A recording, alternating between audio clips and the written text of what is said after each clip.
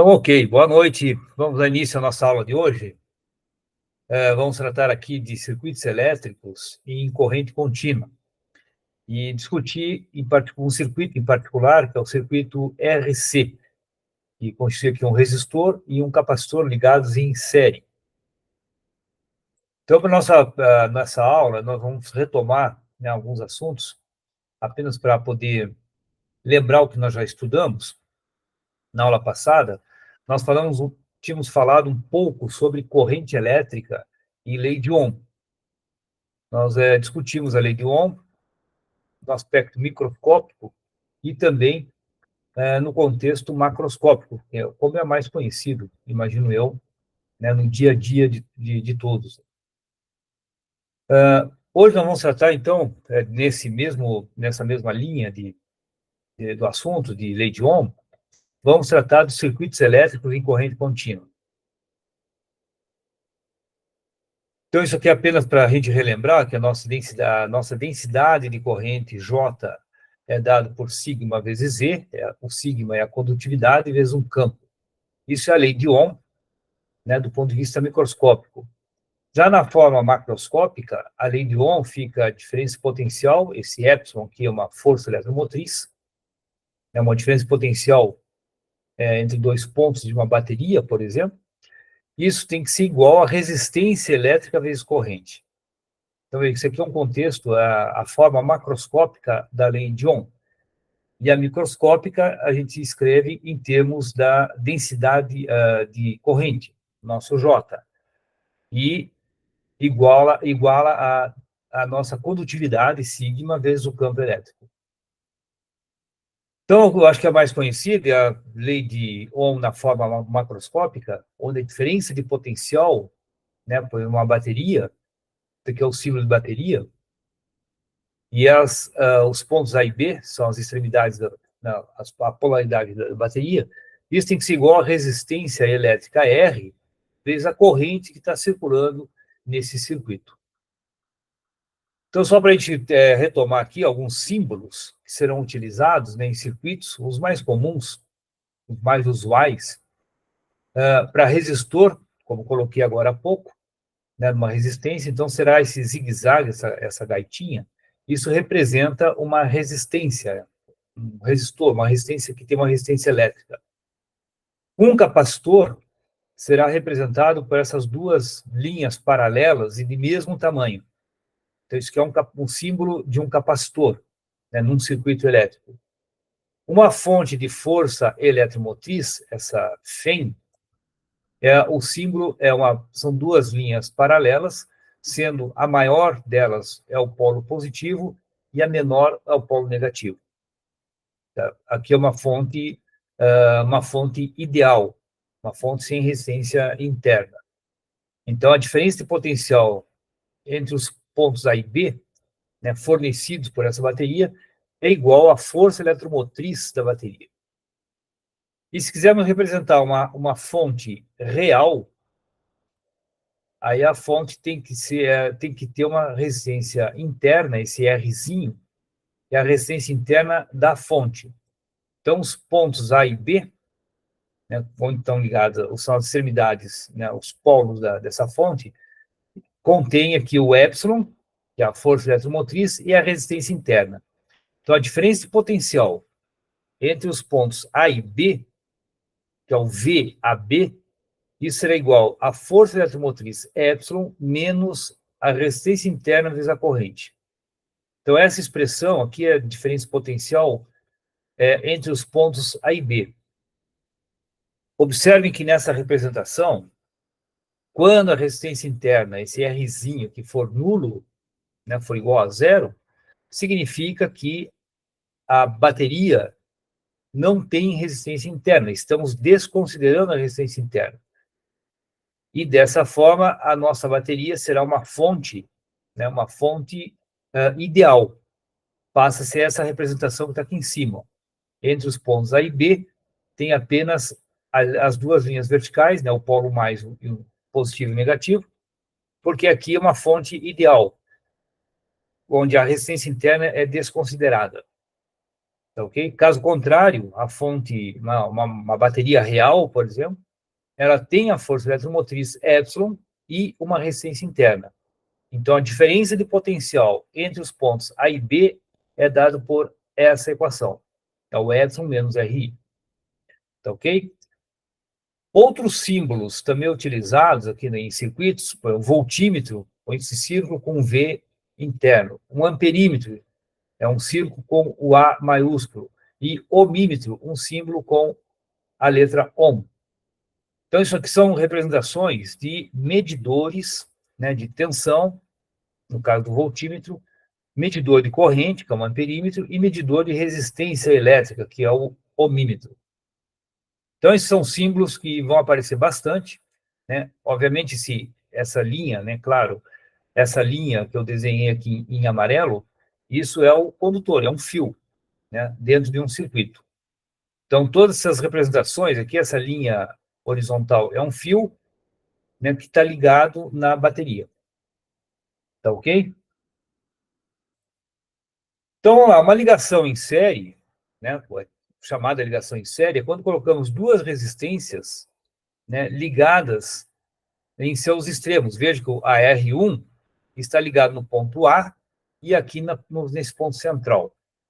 A resistência R2 está ligada no ponto central e no ponto B. Tá ok? Então, as resistências, quando ligadas dessa forma, são ditas que estão ligadas em série. E os pontos A e B ligados aqui na bateria. Então, a corrente que vai circular nesse circuito, quando as resistências estão ligadas em série, a corrente será a mesma, será constante. Então, a corrente que circula em R1 será a mesma corrente que circula no R2. Enquanto que as diferenças, né, as quedas de tensão, a diferença potencial em R1 será mais a queda de potencial em R2, isso será igual à queda de potencial total, que é o VAB, a força eletromotriz dessa fonte aqui considerada ideal. Então, essa ligação, quando está ligada em série, sempre terão, né, as ligações ligadas dessa forma, terão essas características. A tensão é a soma das tensões e a corrente será constante em todas as resistências ligadas em série. E o resistor equivalente corresponde a uma resistência que equivale a esses dois resistores ligados dessa forma. A resistência equivalente é a soma das resistências, o R1 mais o R2.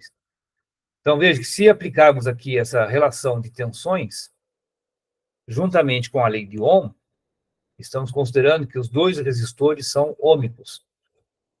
A partir dessa relação de tensão, a gente chega na relação da resistência equivalente como sendo a soma das resistências. Tá ok? Então, isso é uma característica desse tipo de ligação. As tensões se somam e as correntes são iguais em todas as resistências ligadas em série. Quando estiver ligado em paralelo, o R1 e o R2, veja que o R1 está ligado nas extremidades do R1, ligado nos pontos A e B. O R2 também, as extremidades do R2 estão ligadas nos pontos A e B. Então, as duas resistências possuem as suas extremidades ligadas nos mesmos pontos A e B. Isso caracteriza uma ligação em paralelo, certo? As extremidades das resistências estão ligadas nos mesmos pontos A e B. Só para a gente poder retornar, veja que o R1 e R2, aqui as extremidades não estão ligadas nos mesmos pontos A e B, certo? O R2 está ligado em B, o R1 está ligado em A, e os dois ligados aqui num ponto comum, que não é nem A nem B. Então, isso é uma ligação em série. A ligação em paralelo, as duas resistências estão ligadas, tanto com suas extremidades, ligadas nos pontos A e B. Tá ok?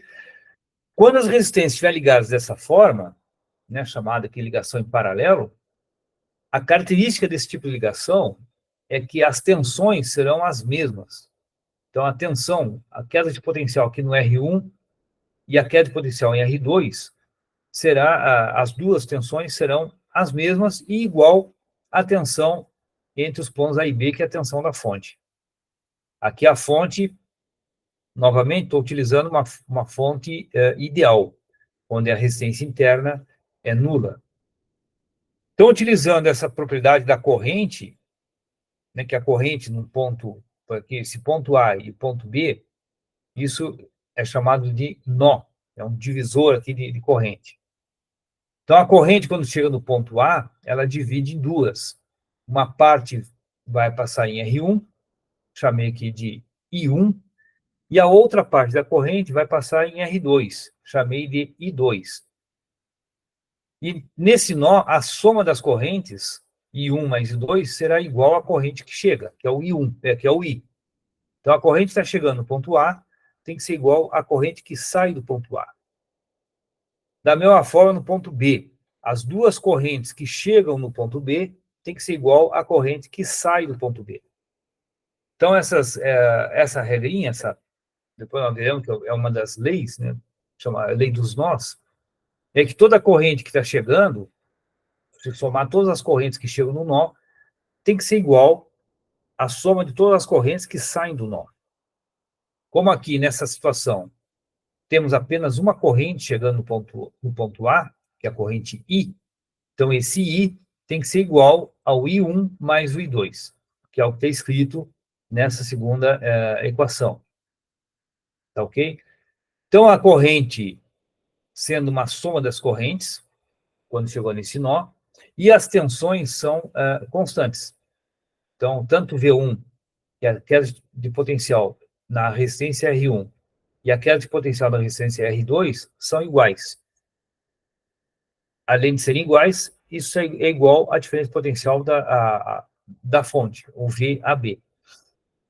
Então, aplicando essa relação de corrente num nó, e que os resistores são ômicos, né, aplicando a lei de Ohm, se chega nessa relação para resistência equivalente da associação em paralelo, que 1 sobre a resistência equivalente é igual a 1 sobre R1 mais 1 sobre R2.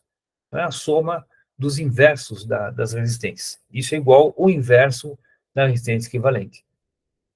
Então, esses são os dois tipos de ligações, né, com resistências, que é a chamada ligação em série e ligação em paralelo.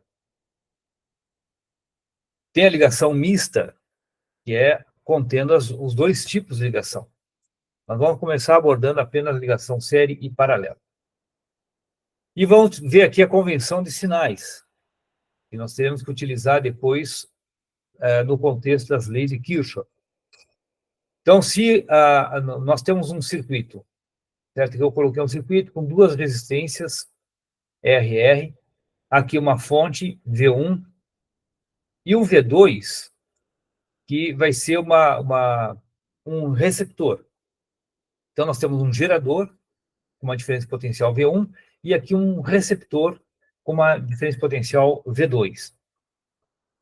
Como é que eu sei quem é quem aqui? Certo? Nós vamos usar a seguinte regra, ou seguinte convenção, que é o sentido do percurso de corrente.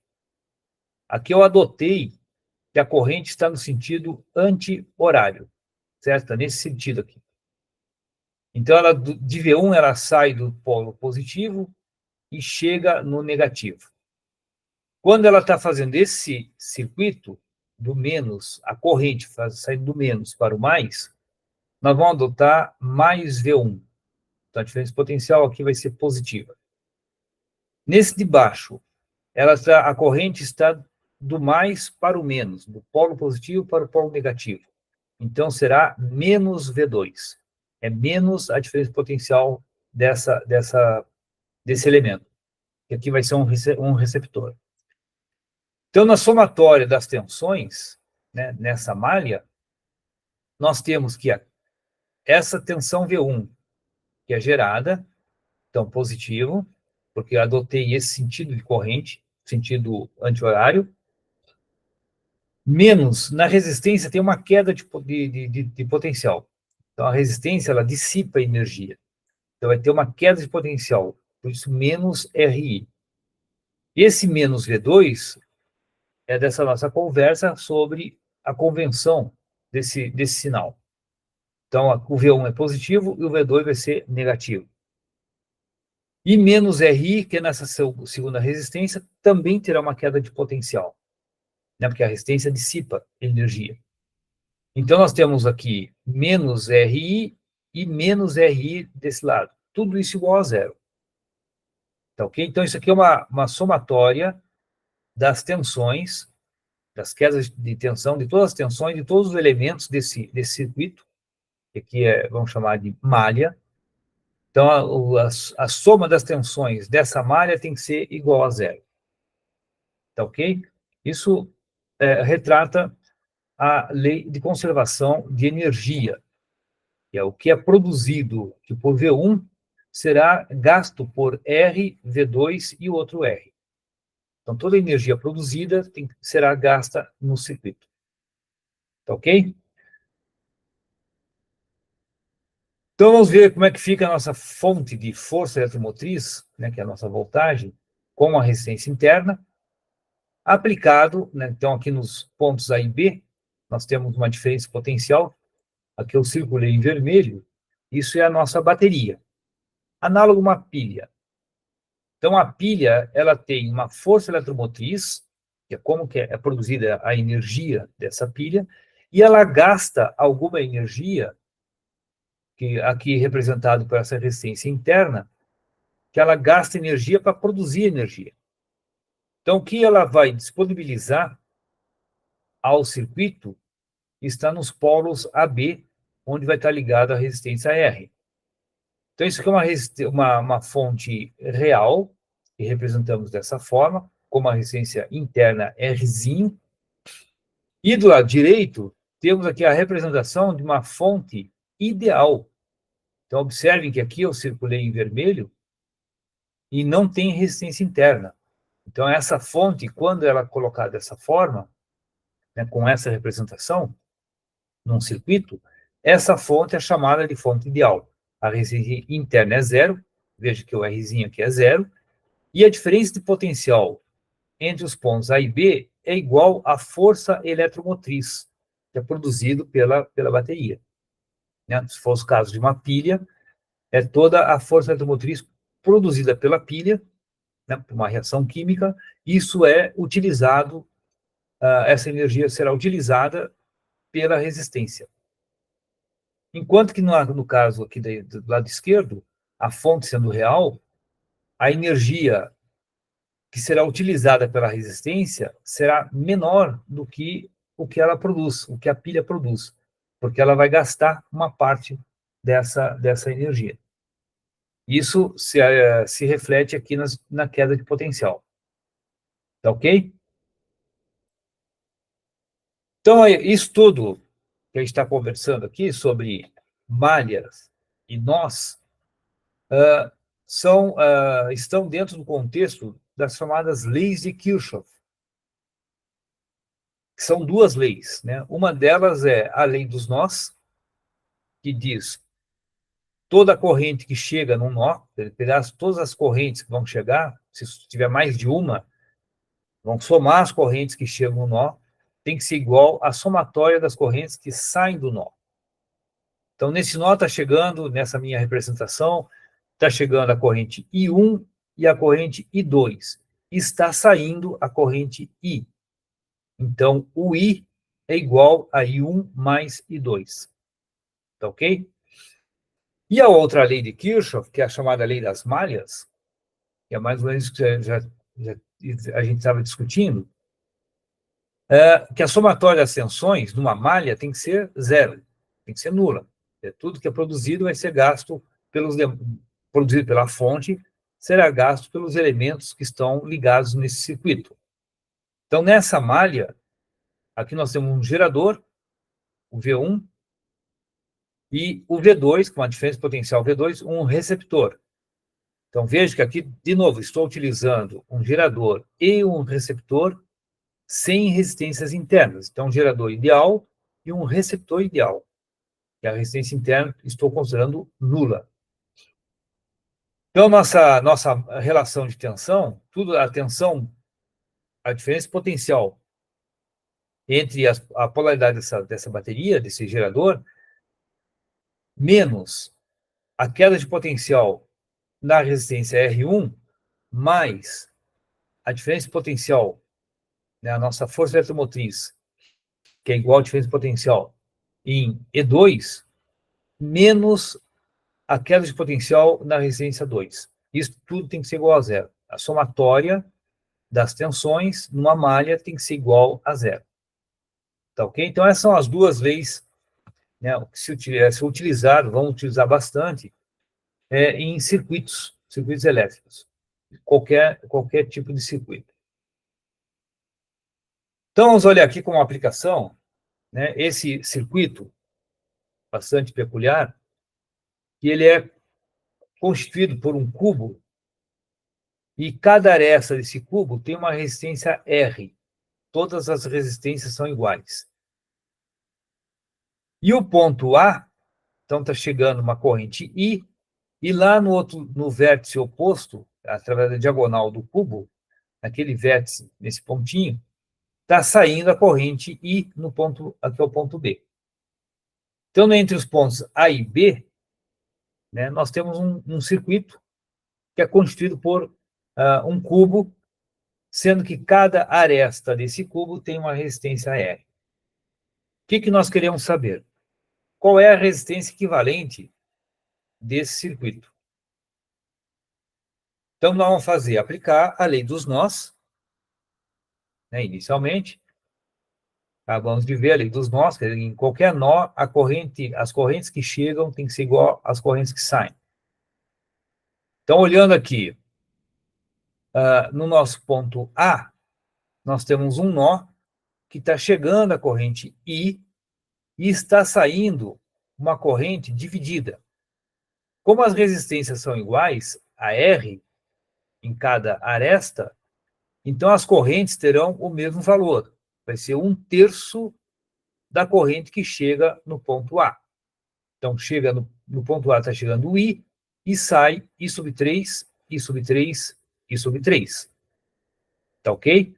Aqui estamos aplicando a lei dos nós, que a corrente que chega tem que ser igual à somatória das correntes que saem.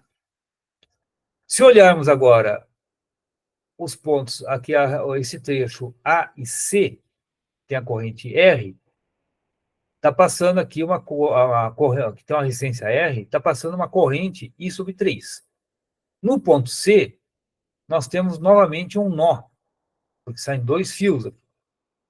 Esse fio entre C e E, e o outro fio entre C e D, com duas resistências iguais em cada aresta. Então, a corrente que chega no ponto C, ela é dividida em duas partes iguais, porque as resistências são iguais. Então, a corrente que passa entre C e E é uma corrente I sobre 6. E a corrente que passa entre C e D também é I sobre 6. Certo? Aí veja que agora, chegar no ponto E, nesse ponto E, está chegando corrente I sobre 6, que é do trecho HE, e chegando a corrente I sobre 6, que é do trecho CE. Então, no ponto E, estão chegando duas correntes. As correntes somadas têm que sair I sobre 3. Certo? Então, chegou I sobre 6, chega I sobre 6, sai I sobre 3. Então, veja que aqui nós temos, como as resistências são iguais, as quedas de tensão aqui entre os pontos AC, CE e EB são todos eles equivalentes em qualquer um desses trechos. Se pegarmos o AF, FD, DB, ou AH, HE, EB. Todos os trechos, esses são 3 trechos, tendo as mesmas resistências e as mesmas correntes. Então, a gente pode pegar quaisquer um desses 3 trechos para determinar a resistência equivalente do circuito. Agora aplicando aqui a lei das malhas. O que nós temos? Que a corrente total VAB tem que ser igual à queda de tensão AC mais CD e mais DB. Certo? Pegando esse trecho aqui, que eu pintei em vermelho, são 3 quedas de tensão. A soma dessas quedas de tensão, dessas 3 quedas de tensão, tem que ser igual à tensão total entre os pontos A e B. Tá ok? Se vocês pegassem aqui o trecho AC, esse segundo trecho que eu chamei ali de CE e EB, vai obter o mesmo resultado. Tá ok? Então, nós vamos pegar esses três trechos, AC, CD e DB. A soma das tensões tem que ser igual à tensão total, que é o VAB. A tensão total vai ser a resistência equivalente vezes a corrente que passa pela resistência equivalente. A tensão, esse VAC, vai ser a resistência vezes a corrente que está passando em AC, que é I sobre 3. Em CD, a corrente que passa em CD, que é esse trechinho aqui, é I sobre 6. Então, resistência vezes I sobre 6. E DB, a corrente que passa na resistência entre os pontos D e B, é I sobre 3. Então, a tensão DB vai ser resistência vezes I sobre 3. Como a corrente I aqui é a mesma, simplifica, nós vamos tirar a resistência equivalente e vai dar essa soma, que corresponde a 5 sextos de R. Então, a resistência equivalente desse circuito, que é um cubo com resistências nas arestas, isso equivale a uma resistência com valor 5 sextos de R, que é a resistência equivalente a esse circuito. Tá ok? E entre os pontos A e B, então, está ligada a bateria para poder fazer circular essa corrente. A representação equivalente a esse circuito da esquerda é o circuito da direita. Aqui nós temos uma resistência entre os pontos A e B, cujo valor é 5 sextos de R, que é a resistência equivalente desse circuito constituído por um cubo e com uma resistência em cada aresta, e as resistências todas iguais. Perfeito? Então, isso é uma aplicação, né, das leis de Kirchhoff. E uma outra aplicação, vamos pegar esse exercício, eu peço desculpas que não ficou muito nítido, né, nesse slide, mas aqui é uma resistência de 11 ohms ligada nos pontos A e B. E os pontos A e B são as extremidades, os polos da bateria, e essa bateria agora é uma bateria real. Ela tem uma resistência de 1 ohm, a resistência interna da bateria. E a força eletromotriz da bateria é de 6 volts. Então, a nossa bateria é uma bateria que tem uma força eletromotriz de 6 e uma resistência interna de 1 ohm. O que nós queremos saber? Vamos calcular a corrente no circuito, a voltagem entre os pontos A e B, que será aplicada na resistência, e as potências, né? A potência dissipada e a potência fornecida pela fonte. Como é que a gente faz? A diferença potencial nos pontos A e B da bateria é dado por força eletromotriz, que é o epsilon, menos a resistência interna vezes corrente, que é a queda de potencial, né, a queda de tensão nessa resistência interna. Então, essa primeira equação, está escrito isso, que a diferença potencial entre os pontos A e B tem que ser igual à força eletromotriz menos a queda de potencial devido à resistência interna da bateria. Certo? Lembrando que tudo isso aqui é a bateria. Os polos da bateria são os pontos A e B. Então, aqui nessa representação, o que está circundado aqui em azul, isso aqui corresponde a uma bateria. Tá ok? Os pontos A e B estão ligados aqui à resistência R, que é uma resistência ômica. Então, vale a lei de Ohm, que é VAB, que são os pontos A e B, igual a R vezes I, que é a resistência, essa resistência de 11 ohms, vezes a corrente. Isso tem que ser igual a epsilon, que é a força eletromotriz, menos a resistência interna vezes corrente. Então, o epsilon, que é o valor da força eletromotriz, que é o que nós queremos saber aqui, vai ser igual a RI mais o Rzinho vezes I. O R vale 11, o Rzinho vale 1 e o epsilon vale 6. A partir dessa relação, isolamos aqui o I, certo? Isola a corrente, que é o que nós queremos saber. Então, a corrente vai ser epsilon sobre a soma das resistências. Esse Rzão mais o Rzinho. O Rzão vale 11, o Rzinho vale 1 e o epsilon vale 6 volts. Portanto, a corrente que circula nesse circuito, que aqui é do mais para o menos, vale meio ampere. Tá ok? Sabendo a corrente, podemos determinar agora a diferença potencial entre os pontos A e B, que é o valor da resistência vezes a corrente no circuito, que é R vezes I. A resistência vale 11, a corrente, determinamos aqui, vale meio, portanto, o nosso V vale 5,5 volts. A diferença potencial fornecida pela bateria. Então, veja que aqui o 5,5 é menor do que o 6. Certo? O 6 é a força eletromotriz da bateria. É o que ela produz. Mas o que ela fornece para o circuito? Ela não fornece o 6. Ela fornece 5,5. Porque uma parte do que ela gera, ela mesma vai gastar. E vai fornecer para o circuito 5,5 volts. Quer dizer, meio volt a bateria consome para poder produzir essa diferença potencial, a força eletromotriz de 6. Tá ok? Então, baseado nisso, a gente vê o seguinte: qual é a queda de potencial na resistência interna? Que é a resistência interna vezes a corrente. Ó, ele deu meio ampere. A resistência interna vale 1 vezes 0,5, meio volt, desculpa, meio volt. Aqui o ohm vezes ampere dá volt. Então, meio volt é a queda de tensão na resistência interna. A potência, aqui a potência dissipada na resistência, ou melhor, vamos antes.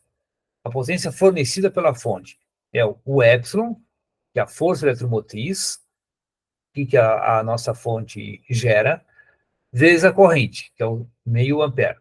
Então, a potência fornecida é de 3 watts. Mas quanto que essa resistência vai ter, né, que ela vai estar usando dessa potência toda gerada? Ela vai usar menos do que 3. A potência dissipada na resistência vai ser de 2,75 watts. Isso é o que ela dissipa na resistência de 11 ohm. E a potência dissipada na resistência interna, que vai ser, então, a nossa diferença potencial, vezes a corrente, deu 0,25 watts. Tá ok? Então, agora vamos falar um pouquinho, né, depois dessas duas aplicações, 2 exercícios de aplicação. Esses exercícios estarão também na lista de exercícios para vocês refazerem, né, com mais cuidado, para quem tiver mais dificuldade. E vamos tratar agora de um circuito em particular, que é o chamado circuito RC, que é uma resistência R ligada em série com um capacitor. Então, só que aqui nós vamos fazer o seguinte: nós temos um capacitor já carregado, ele tem uma carga Q, e esse circuito eu coloco aqui um interruptor, uma chave, e a chave está aberta. Quando a chave está aberta, a corrente que vai estar circulando nesse circuito é zero, certo? Não há corrente. Tem um interruptor que está aberto. Terá a corrente quando fechar o interruptor, que é a situação aqui do lado direito. Fechou a chave, circula uma corrente nesse circuito. Tá ok? Então, o circuito nós temos uma carga inicial, então o capacitor tem que estar carregado, Se não tiver carregado, fecha a chave e não terá corrente nenhuma. Porque para ter corrente, o capacitor tem que estar carregado, inicialmente. Então, a carga inicial, né, vamos chamar Q0, é a carga do capacitor no instante t igual a zero. O instante t igual a zero, que é o instante inicial, é quando fechou a chave. Fechou a chave, começa a marcar o tempo. Nós vamos ligar um cronômetro. E ver o que acontece com a carga à medida que o tempo passa. Tá ok? Se aplicarmos aqui a lei de Kirchhoff nessa malha, nós teríamos que as tensões, a tensão do capacitor mais a tensão do resistor, né, no resistor tem que ser igual a zero.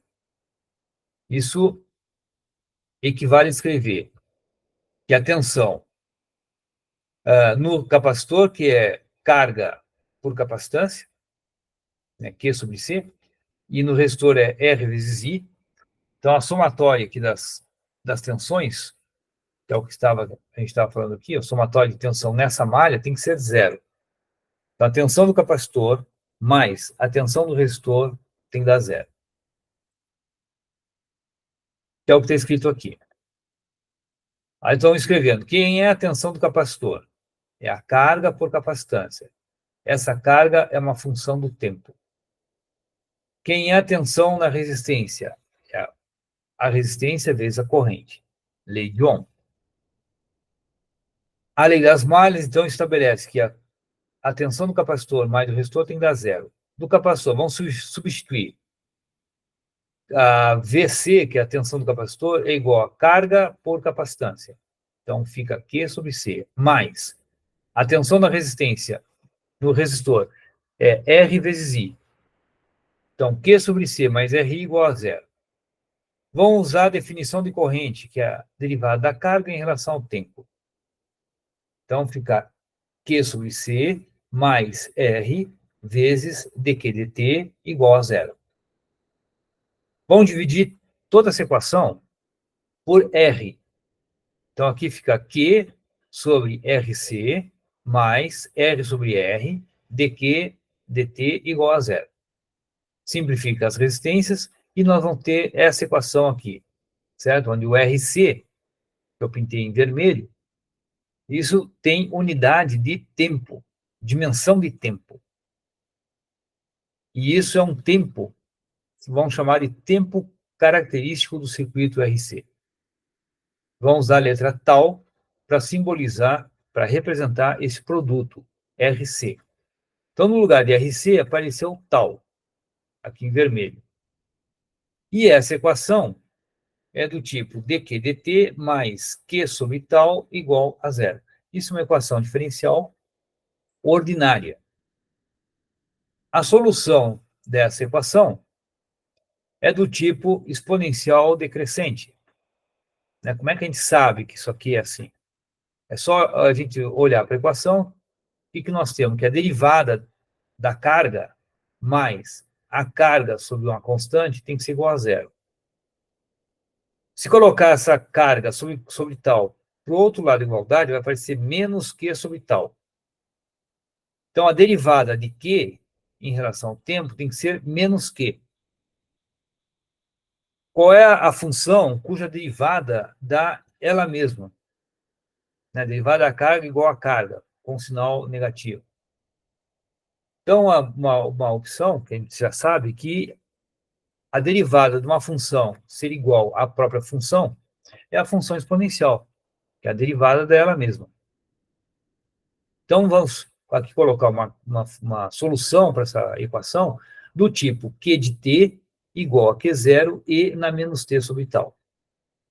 Onde Q0 é a carga inicial. Quando o tempo for igual a zero, esse e na menos zero, isso aqui dá 1. Então, no t, para t igual a zero, a carga inicial é Q0, que é a nossa condição inicial, né? A condição inicial do problema. É quando fechou a chave, a carga inicial desse capacitor é Q0. À medida que o tempo passa, então o Q ele vai caindo, a carga do capacitor cai exponencialmente com o tempo. Então, a função Q de t igual a Q0 e na menos c sobre tal tem essa cara aqui. Ó. Ela cai exponencialmente com o tempo. A corrente no circuito é a derivada dessa carga em relação ao tempo. Então, a corrente vai ser a derivada exponencial, a própria exponencial, vezes a derivada lá do expoente, que é menos 1 sobre tal. Então, a corrente fica menos Q0 sobre RC e na menos 1 sobre menos T sobre RC, onde RC é o tal, certo? Nosso tempo característico desse circuito RC. Então, para cada valor de R e cada valor de C, o circuito terá um tal específico. Tá? Muda o R, mudou o R, mudou tal. Mudou o C, também mudou tal. Tá, okay? Então, cada circuito tem um tempo característico.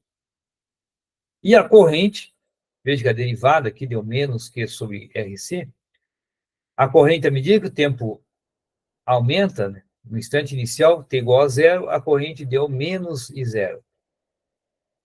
À medida que o tempo passa, a corrente vai a zero e a carga vai a zero. Então, é o que nós temos na situação física desse problema, né, desse circuito, é uma carga inicial no capacitor. Quando liga a chave, esse capacitor vai descarregando, né, então tem corrente no circuito, ele descarrega nessa resistência até a carga inicial tender a zero, que é essa situação aqui, nesse gráfico. E quando tende a zero, a corrente tenderá a zero também. Certo? A partir da corrente inicial. Então, esse circuito, chamado circuito RC, ele tem um tempo característico, que é o produto RC. Quando o tempo, a partir do instante que fechou a chave, né, começa a contar o tempo. Então, ligamos aqui o nosso cronômetro e a corrente está circulando nesse circuito, passando pela resistência. Quando passar um certo tempo e o tempo for igual ao produto da resistência pela capacitância, que é o RC, a carga inicial, né, terá caído 63% do seu valor. Então, quando o tempo for igual a RC, a carga ainda tem nesse capacitor será de 0,37 da carga inicial, que é 37% da carga inicial. É o que possui quando decorreu um tempo igual a RC, ao produto R vezes C. Então, isso aqui é um tempo característico que equivale a uma queda da carga do capacitor de aproximadamente 63% do seu valor inicial. E esse processo todo que a gente está discutindo é chamado processo de descarga do capacitor, porque inicialmente está carregado e descarrega, né, quando liga essa chave, descarrega aqui na resistência. Então, vai ter uma corrente circulando e a corrente vai tender a zero à medida que o tempo passa. Né? Porque a carga também tende a zero à medida que o tempo passa. Mas o que nós temos de mais fundamental, importante aqui nessa nossa discussão, é esse tempo que surgiu aqui, que é um tempo chamado tempo característico desse tipo de ligação, que é o produto da resistência e capacitância do capacitor. Isso é um tempo. Cada circuito RC tem um tempo específico, que depende da sua resistência e da sua capacitância. Ok? Então, isso é um processo de descarga de um capacitor ligado a uma resistência em série. E o processo de carga seria, agora, ligando uma fonte, veja que o capacitor está descarregado. Para carregá-lo, precisa de uma fonte. Então, tem que ligar uma fonte, capacitor e a resistência. Quando fecha essa chave, nós vamos ver que o capacitor começa a carregar. E esse processo aí nós poderemos discutir numa próxima aula, que é o processo de carga do capacitor. Tá ok? Então, com isso, nós finalizamos essa aula com a discussão sobre circuitos elétricos aplicando a lei de Ohm em cada resistência ôhmica e as leis de Kirchhoff em circuitos elétricos. Tá ok? Então, era isso. Até a próxima aula.